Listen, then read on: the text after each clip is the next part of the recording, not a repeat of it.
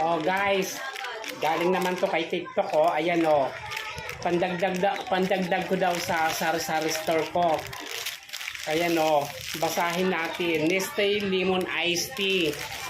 Sa halagang 200 plus isang haba. Ayan oh. Guys. O diba? Kumpleto na yung ano natin, yung sari-sari store natin. May pa-reward pa si may pa-reward pa si TikTok sa akin. Oh my God. Philippines Nestle product.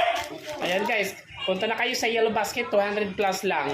Don't forget, more shopping in TikTok and more sales in sari-sari store, and God bless you all mga kasari. Bye.